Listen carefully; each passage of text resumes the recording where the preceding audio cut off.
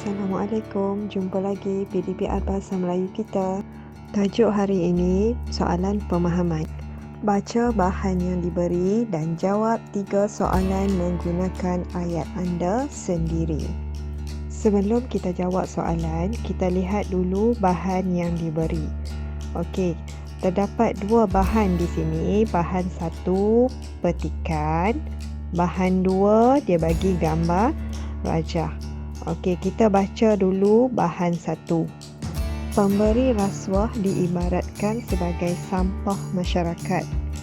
Mereka menggunakan wang dan harta benda yang dimiliki untuk merasuah pihak lain bagi mendapatkan sesuatu yang dihajati demi kepentingan diri sendiri. Umpamanya, kontraktor yang bersaing dalam sesuatu tender sanggup memberikan wang berjuta-juta ringgit kepada pegawai yang berautoriti untuk meluluskan tender kerana tahap gaji segelintir pegawai yang meluluskan tender itu masih rendah. Keadaan bertambah buruk apabila pihak atasan tidak mengadakan pemantauan atau mencegah penyalahgunaan kuasa. Pengurusan yang lemah telah membuka peluang seluas-luasnya kepada pegawai yang tidak teguh iman untuk menerima rasuah. Mereka berani bertindak demikian kerana hukuman yang dikenakan kepada mereka adalah ringan sekiranya mereka tertangkap berbanding dengan keuntungan yang diperoleh. Malahan, ada pelaku rasuah yang terlepas daripada hukuman kerana pihak mahkamah gagal untuk mengemukakan bukti yang kukuh. Okey, bahan 2 pula, kita lihat gambar rajah. Langkah-langkah menangani gejala rasuah. Okey, gambar yang pertama, penguatkuasaan undang-undang. Gambar yang kedua, kempen kesedaran. Gambar yang ketiga, penerapan nilai murni di sekolah. Okey, jadi berdasarkan bahan 1 dan bahan 2, kita telah kenal pasti kedua-dua bahan ini menceritakan tentang rasuah.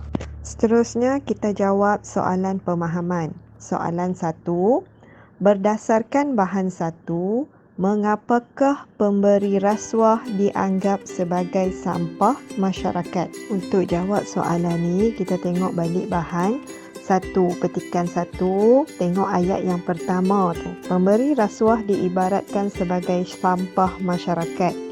Maksudnya selepas ayat tu adalah jawapan dia. Mana jawapan dia? Bermula dari perkataan mereka menggunakan wang dan harta benda yang dimiliki untuk merasuah pihak lain bagi mendapatkan sesuatu yang dihajati demi kepentingan diri sendiri. Okey, ayat kedua jawapan dia. Macam mana nak tulis jawapan? Lihat contoh yang cikgu tulis. Contoh jawapan dia, pemberi rasuah dianggap sebagai sampah masyarakat kerana, ambil balik ayat tu dari soalan. Okey, selepas kerana, masukkan jawapan yang dalam petikan bahan 1 tadi.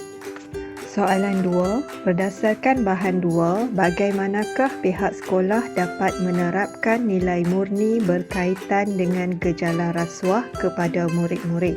Lihat semula bahan 2, penerapan nilai murni di sekolah. Okey, jawapan ada di bahan 2. Lihat contoh jawapan yang cikgu tulis.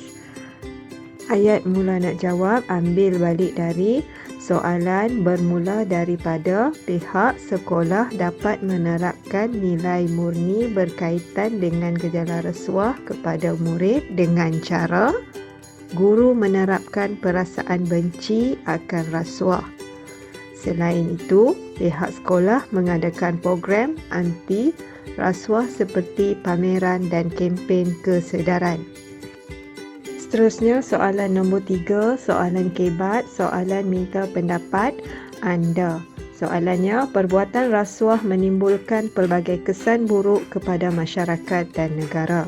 Pada pendapat anda, apakah kesan-kesan rasuah kepada masyarakat dan negara? Okey, untuk soalan 3, jawapan tiada di bahan yang dia beri. Kamu kena fikir apa kesan buruk rasuah kepada masyarakat. Okey, tengok contoh jawapan yang cikgu beri.